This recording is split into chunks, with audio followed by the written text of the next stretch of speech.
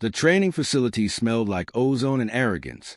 Rachel Torres stepped onto the polished floor of the Galactic Military Academy's primary combat hall, her boots echoing in the cavernous space. Above her, holographic displays showed combat statistics from 1,000 worlds. Around her, cadets from 70 different species watched with barely concealed contempt. She was the only human in a class of 200. "Ah, the Earthling arrives." The voice boomed across the hall, dripping with mockery. "How generous of you to grace us with your presence, Cadet Torres. I was beginning to think your species had remembered its place and retreated back to your little dirt bowl." Instructor Vax stood at the center of the room, all 8 feet of crystalline muscle and condescending superiority. His species, the Thex, were legendary warriors. Their bodies were living weapons, harder than steel, faster than thought. They conquered 40 systems before joining the Galactic Coalition, and they never let anyone forget it. Rachel kept her expression neutral. Traffic was motor, sir. 3 different species all trying to use the same corridor. You'd think advanced civilizations would figure out pedestrian flow, but apparently that's asking too much. A few cadets snickered. Vax's crystalline face shifted through annoyed reds. Sarcasm. How delightfully primitive. He stalked toward her, each step cracking against the floor. "Tell me, Cadet Torres, do they teach humor on Earth, or is that just your species' coping mechanism for being the weakest link in every chain?" "They teach us lots of things, sir. Humor, mathematics, how to build fusion reactors from spare parts. You know, the usual stuff you figure out when your planet is actively trying to kill you every single day." Vax stopped 3 feet away, looming over her like a geological formation with a god complex. "Your planet. Yes, let's discuss that. Earth. Gravity 1.0. Oxygen-rich atmosphere. Abundant resources. And yet somehow you people act like you survived the apocalypse. Do you know what we call planets like Earth in the Thex territories? I'm sure you're going to tell me. Paradise worlds. Vacation destinations. Places we send our elderly to retire because the environment is so absurdly gentle." His laugh sounded like grinding glass. "And you have the audacity to call it a death world. It's almost adorable." Rachel smiled. "Not the friendly kind. The kind that showed teeth. With respect, so when was the last time you actually visited Earth?" "I don't vacation in zoos. Cadet." "Right. Because if you had, you'd know that Earth has hurricanes that can level cities, earthquakes that crack continents, volcanoes that blot out the sun. We have deserts that cook you during the day and freeze you at night. We have oceans with pressures that would crush your crystalline body like cheap glass. We have predators in every ecosystem, diseases in every water source, and weather patterns that shift faster than your species can adapt." She took a step forward. Vax actually stepped back, surprised. "But sure, sir, it's a paradise world. Maybe you should retire there. I give you 3 days before something eats you, drowns you, or just slowly poisons you through environmental exposure. Should be a relaxing vacation." The whole went dead silent. Nobody talked to Instructor Vax like that.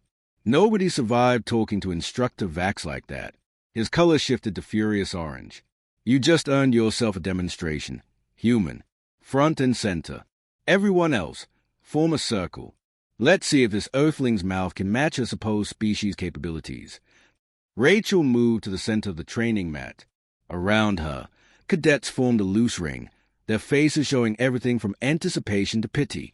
A Veltorian cadet, serpentine and anxious, whispered something to her neighbor. A pair of half-twins, massive and armored, watched with calculating interest.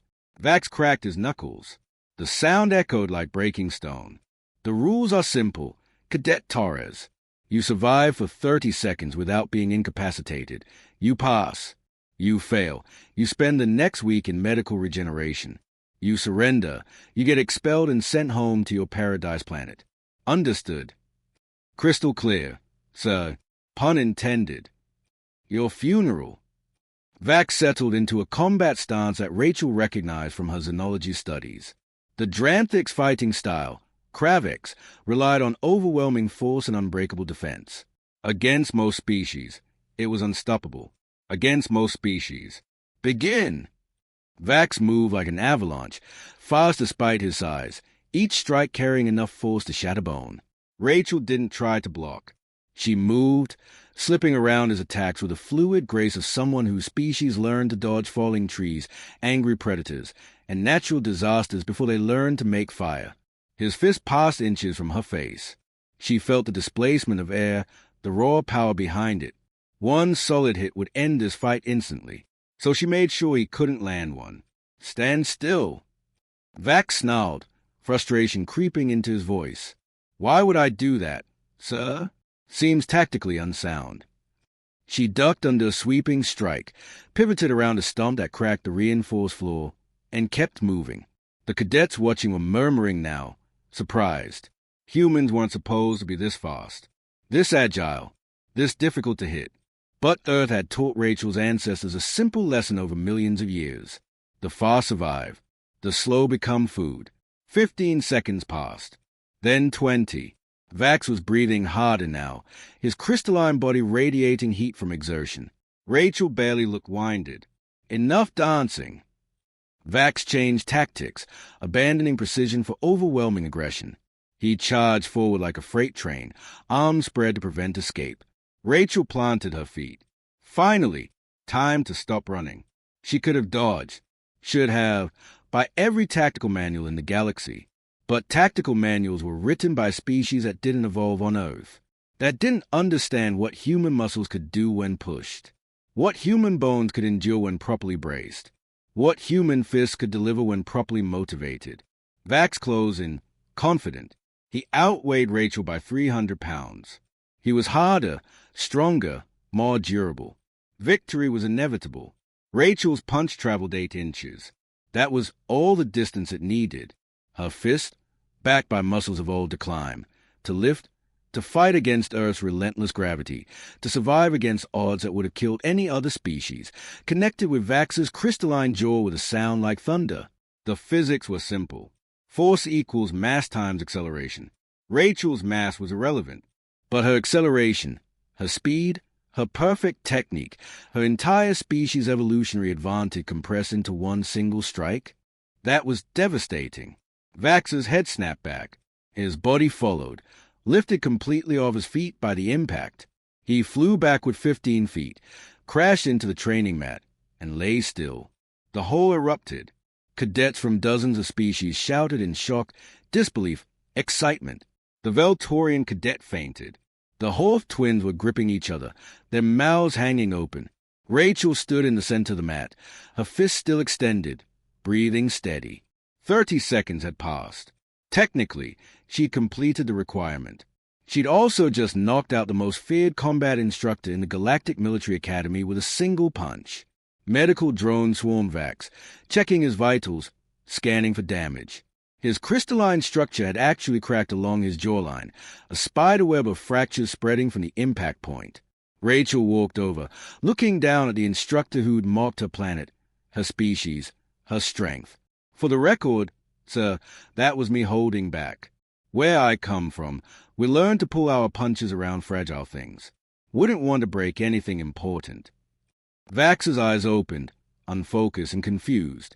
He tried to speak, managed only a groan. "Rest up, sir. Maybe while you're recovering, you can read up on Earth's actual environmental conditions. I can recommend some papers. Peer-reviewed, highly cited, very educational." Rachel turned to address the stunned cadets. "Class dismissed? Or should we continue training?" Nobody moved. Nobody spoke. They just stared. The silence broke when someone started clapping. Slow, deliberate, echoing through the hall. Rachel turned to find a figure emerging from the observation deck above.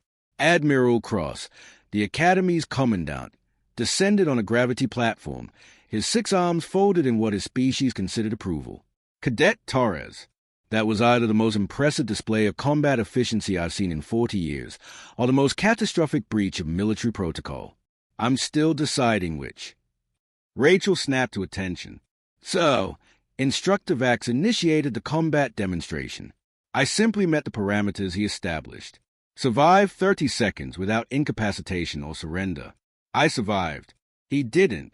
By definition, I pass." Kross's facial tendrils rippled with what might have been amusement. Technically correct. The best kind of correct. However, you also hospitalize a senior instructor. That's going to require paperwork. So much paperwork. I apologize for the paperwork, so... Don't. I hate Vax. He has been insufferable for decades. Kross glided closer, studying Rachel with compound eyes that saw in spectrums humans couldn't imagine. You know what the real problem is, Cadet Torres? Not that you hit him, but that you held back. The medical drones are showing impact force analysis. You used approximately 40% of your maximum capability. Why? Rachel met his gaze steadily. Because killing him would have been excessive, say.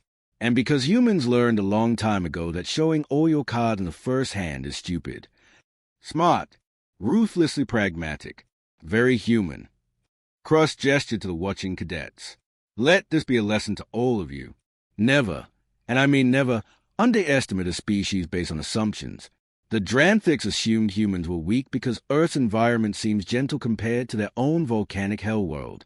They forgot that survival comes in many forms. Strength isn't just about enduring heat or pressure. It's about adaptability, versatility, the capacity to face 1,000 different threats and develop counters for all of them. He turned back to Rachel. You're coming with me.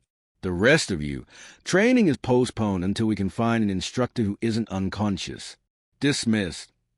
The cadets scattered like startled birds, already pulling out communication devices to spread the news. Within hours, every student in the academy would know. Within days, it would spread across a galactic net. The human who knocked out Vax with one punch. Rachel followed Admiral Kross through pristine corridors filled with hurrying personnel. None of them looked at her directly, but she felt their tension. Word had already spread. The whispers followed her like a shadow. They entered a conference room overlooking the academy's training grounds. Through the massive viewport, Rachel could see hundreds of cadets running drills, practicing maneuvers, preparing for a military career defending the galaxy. Sit, Kross said, settling into a chair designed for his species' unusual physiology. Rachel sat, waiting. What you did today was remarkable, also problematic, also potentially very useful. Kross pulled up a holographic display showing casualty reports, battle statistics, threat assessments. The galaxy is not at peace. Cadet Torres. We maintain the illusion of stability, but threats gather at the edges of known space. Pirates, slavers, extremist factions, and occasionally species that think military expansion is a good idea. I'm aware, so. Are you aware that humans are terrifying to most of the galaxy? Your species went from primitive agriculture to interstellar travel in less than 10,000 years. That's not evolution. That's an explosion. Most species take millions of years to reach that level. You did it in a geological eye blink. Rachel nodded slowly. We're the new kids, the aggressive upstarts, the ones everyone watches nervously. Exactly. And today, you confirmed every fear. You took down a Dranthics warrior, a species legendary for combat prowess, with casual efficiency. Do you understand what message that sends? That humans are dangerous. That humans are weapons. Kross leaned forward, which brings me to my dilemma. Do I expel you for conduct unbecoming, sending a message that humans need to be controlled? Or do I promote you, sending a message that humans are valued assets? Both options have consequences. Rachel considered carefully. Permission to speak freely, sir. Granted. You are asking the wrong question. The question isn't whether humans are dangerous or valuable. We're both. We're dangerous because Earth made us that way. We're valuable for exactly the same reason. The real question is whether the galaxy wants to use that, or waste it by trying to suppress it. Kross's tendrils rippled again. Go on. Every species here evolved to fill a niche. The Dranthics became hard because their world is hostile. The Veltorians became flexible because their world requires adaptation. Humans became versatile because Earth throws everything at us simultaneously. We're not the strongest or the fastest or the most durable, but we're the most adaptable. We can learn any environment, counter any threat, survive any challenge. She stood, moving to the viewport. You don't need to control us, sir. You need to point us at problems and let us solve them. That's what we do. That's what we've always done." Kross was silent for a long moment. Then he started laughing, a chittering sound that filled the room. "You knocked out my most arrogant instructor, gave me a political headache, and somehow turned it into a recruitment pitch. That takes skill." He pulled up another display, this one showing advanced military positions. "How would you feel about skipping the rest of basic training? I'm assigning you to the Advanced Tactical Response Unit. We handle situations that require creative solutions and overwhelming force. Sound familiar?" Rachel grinned. "Sounds like home, sir." "Good. Report to Commander Thex tomorrow at 0600. She's expecting you. Fair warning, she's even less impressed by humans than Vax was. I look forward to changing her mind." "I'm sure you will.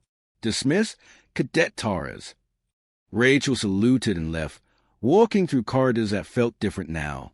She wasn't just another student anymore. She was a statement, a promise, a warning. Behind her, Admiral Kross watched through the viewport as a human disappeared into the crowd of cadets. He pulled up a secure communication line. "This is Kross. Update the threat assessment files. Humans are cleared for advanced combat operations. Also, inform medical to stock up on regeneration supplies. Something tells me we're going to need them."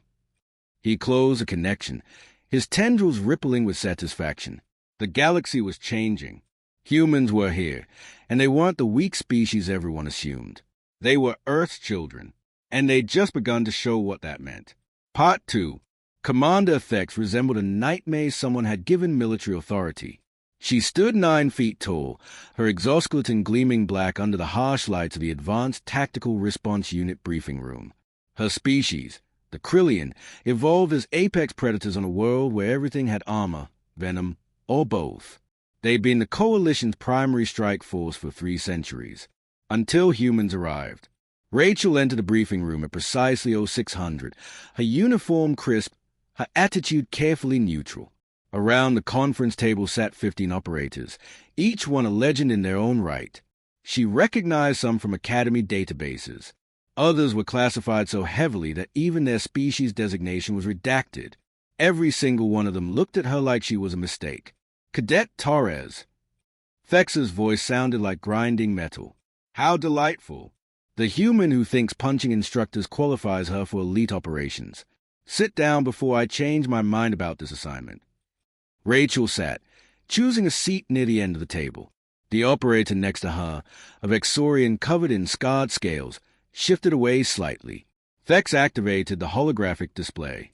"We have a situation on Hellix 6, mining colony. Population 12,000. 3 days ago, they stopped responding to communications. Initial scans show no signs of catastrophic failure. Life support is functional. Power grid is active, but nobody is answering." A Torvani operator, his feathers ruffled in concern, spoke up. "Pirates." "Unlikely. Hellix 6 has minimal valuable resources. It's a lithium processing facility, important but not worth the risk of attacking a Coalition asset." Thex pulled up tactical scans. "More concerning is this. We detected energy signatures consistent with Kresh technology." The room went cold. Rachel had studied the Kresh in her xenology courses, an aggressive species from the Outer Rim who believed military expansion was a religious duty. They'd attacked 4 systems before the Coalition mobilized. The resulting war had cost billions of lives. The Kresh were neutralized, someone said. Their military was dismantled. Their worlds under observation. Apparently not thoroughly enough. Thex focused on Rachel. "This is your first operation. Torres, you'll observe, follow orders, and try not to embarrass your species. We deploy in 2 hours. Questions?" Rachel raised her hand. "Rules of engagement, sir." "Rescue colonists. Neutralize threats. Minimum necessary force unless situation escalates. Standard protocol." Thex's compound eyes glittered. "Why do you ask?" "Just want to be clear on expectations, sir. Wouldn't want to accidentally knock out any commanders." Several operators chuckled. Thex did not. "Your reputation precedes you. Torres." "Yes, you defeated Vax. Congratulations. That makes you dangerous to overconfident instructors. It does not make you qualified for field operations against actual threats. Out there, enemies don't follow training protocols. They don't pull punches. They kill efficiently and without mercy. Can your species handle that reality? Rachel met her gaze. My species invented that reality. Commander, we've been killing efficiently since before we could speak. The difference is we learn to control it, to use it when necessary, to turn it off when we're done. Can your species say the same? The room went silent again. Thex's exoskeleton plate shifted, a sign of agitation in Krillian body language. We'll see. Gear up. Transport leaves in 90 minutes. The equipment bay smelled like gun oil and nervous anticipation. Rachel suited up in standard coalition tactical gear, modified for human physiology. The armor felt strange, too light compared to Earth military equipment. She'd read that most species use lighter protection because their natural defenses were substantial. Humans just use bigger guns and thicker armor. First deployment. The voice belonged to the Vexorian from the briefing. He was checking his weapon, a plasma rifle designed for his four-finger grip. That obvious. You're not vomiting or praying. You're either very confident or very ignorant. He offered a scaled hand. HFY, demolition specialist. Been doing this for 8 years. Rachel shook his hand carefully, aware that human grip strength could injure fragile species. Rachel, human, been terrifying instructors for about 12 hours. HFY laughed, a hissing sound. I heard about Vax. Beautiful work. He's been insufferable for years. Someone needed to humble him. Although maybe try not to hospitalize your commanding officer on your first day. I'll do my best. Seriously, though. HFY lowered his voice. Watch yourself out there. The rest of the team, they are professionals, but they are also skeptical. Humans are unknown quantities. You're strong, sure. Fast, sure. But combat isn't just physical. It's mental, emotional. Can you kill when necessary? Can you hold position when everything in your biology screams to run? Can you watch teammates die and keep functioning? Rachel thought about Earth, about humanity's history, about 10,000 years of warfare, survival, adaptation. Yeah, we can do all that. We've had practice. The transport ship was a Raptor-class dropship designed for rapid planetary insertion. Rachel strapped into her seat between HFY and a silent Hoth warrior whose name patch read Golf. Across from her, Thex ran final equipment checks with mechanical precision. Listen up, Thex announced as the ship launched. Hellix 6 is a standard mining colony. Prefabricated structures, underground tunnels, central processing facility. If Kresh forces are present, expect ambush tactics. They are trained, disciplined, and fanatical. They will not surrender. They will not negotiate. They will fight until eliminated. The Torvani operator, whose name Rachel learned was Vex, spoke up. What about colonists? If they are being held hostage? Rescue is priority one, but not at the cost of team casualties. We assess, we adapt, we extract. Clear. A chorus of affirmations. Rachel added hers, her heart rate climbing as Hellix 6 appeared on the view screen. The planet looked innocuous. Gray surface. Thin atmosphere. The colony's structures glinted in the light of the system's red dwarf star. No obvious signs of conflict, which meant nothing. The dropship descended through the atmosphere with barely a shudder, its stealth systems masking their approach. They landed a kilometer from the colony, using a rocky outcropping for cover. Standard dispersal. Thex ordered. HFY and Gorth, east approach. Vex and Torres, west. I'll take point with the rest. Advance on my signal. Weapons free if engaged. Rachel checked her rifle, a standard-issue plasma weapon that felt like a toy compared to Earth military hardware. But it would suffice. Hopefully. She moved out with Vex, keeping low, using the terrain for cover. The Torvani was graceful, his movements economical and precise. Rachel matched his pace, her training kicking in. They reached the colony perimeter. Empty. No guards. No movement. Just silence. This is wrong, Vex whispered. Even abandoned colonies show signs of life. Automated systems. Environmental controls. This is too quiet. Rachel scanned the nearest structure with her helmet's enhanced vision. Heat signatures. Multiple. Inside the main processing facility. I've got contacts. 20 plus. Clustered together. Could be colonists. All prisoners. Thex, we have possible civilian concentration in Structure 7. Thex's voice crackled through the calm hold position. We're moving to your location. They waited. Rachel's senses screamed warnings. Something felt off. The contact weren't moving. They should be moving. Pacing. Shifting. Human prisoners moved. Most species moved. These were completely still. Thex, Rachel said carefully. Those heat signatures. They're not moving at all. Elaborate. Bodies don't stay perfectly still. Even sleeping, there's micro-movements. Breathing. Circulation. These are stationary like objects, not organisms. A pause. Then Thex's voice. Sharp. Fall back. Now. It's a trap. The explosion came from Structure 7, a massive detonation that sent shrapnel screaming across the colony. Rachel threw herself flat, felt debris whistle overhead. Her armor absorbed the impact as she rolled behind cover. Contact! Someone shouted. Plasma fire lit up the colony as figures emerged from concealment. Kresh warriors, their insectoid bodies moving with terrible speed, their weapons spitting death. Rachel brought up her rifle, acquired targets, fired. Training took over. Breathe. Aim. Squeeze. Repeat. The plasma bolts found targets, dropping Kresh warriors in rapid succession. But there were too many. Flanking maneuver. Thex's voice. RYX. Gorth. Suppress fire. Vex. Torres. Circle around Structure 3. Rachel moved. Vex beside her, both of them advancing under covering fire. The Kresh were good. Disciplined. They moved in coordinated teams, used suppressing fire, covered each other's advances. They were also used to fighting species weaker than humans. A Kresh warrior burst from cover, mandible spread, weapon raised. Rachel didn't think. She just reacted. Her rifle but caught him in the thorax with enough force to crack his exoskeleton. He went down hard.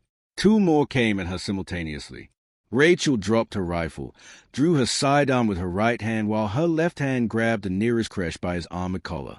She used his body as a shield against her companion's fire while putting 3 rounds through his ally's faceplate. Then she threw the first Kresh 20 feet into a structural support. The impact sounded like breaking plates. Torres. Vex voice. Little help.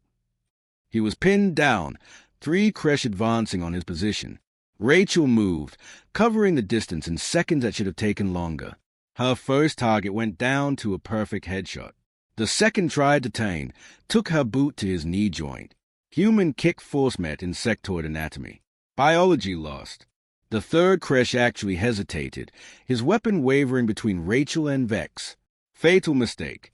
Vex plasma bolt caught him center mass. Thanks, Vex gasped. Don't mention it. Where's Thex? North side. Pinned down. They are trying to flank her position.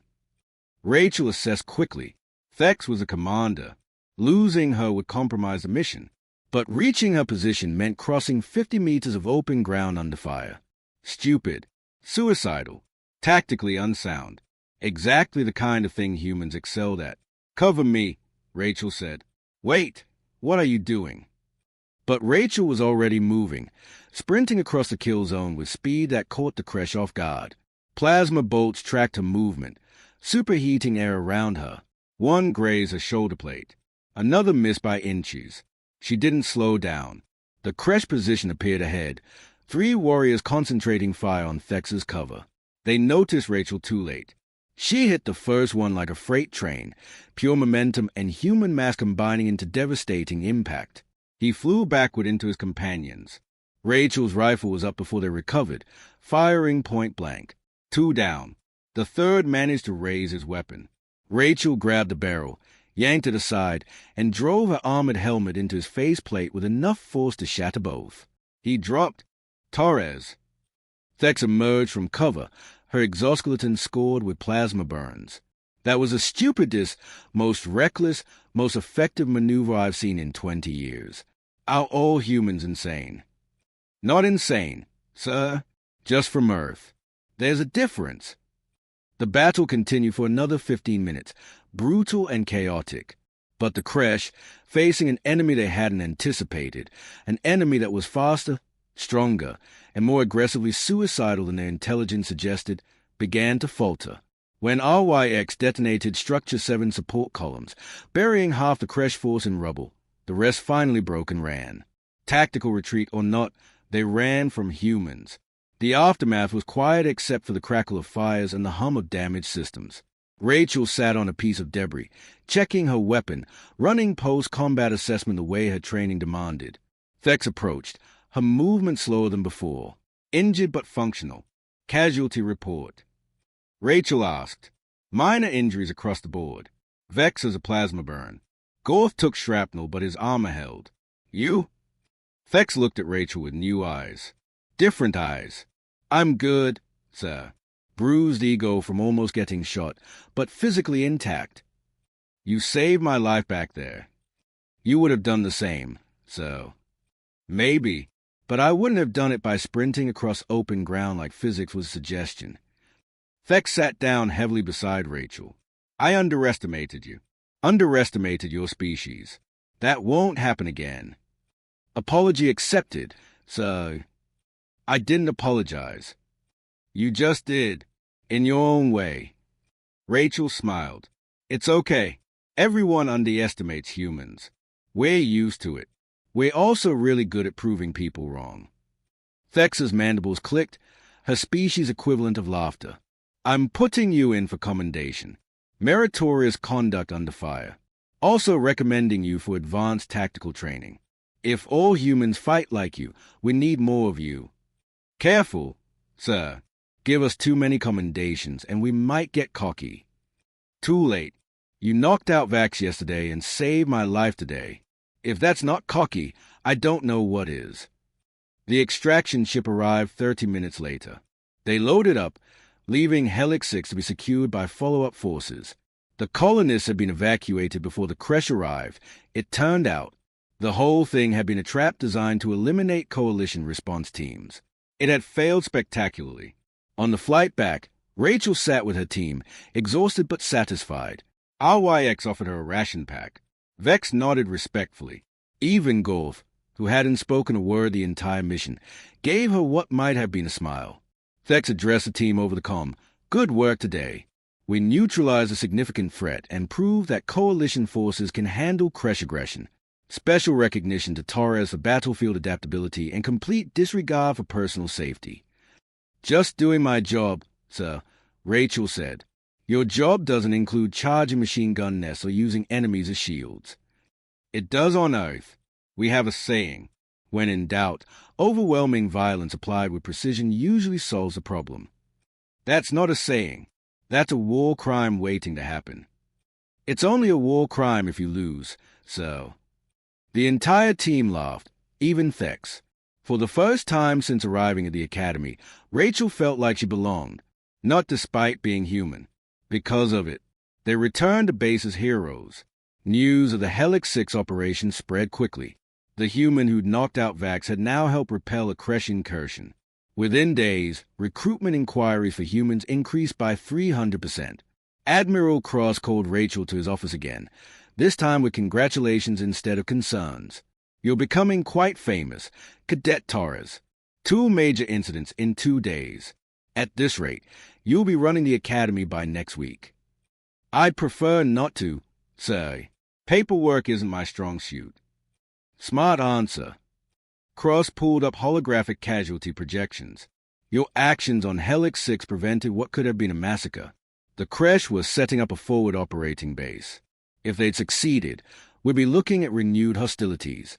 Instead, they're retreating and reevaluating, because one human scared them badly enough to question their intelligence assessments. Rachel shifted uncomfortably. I just did what anyone would do, so.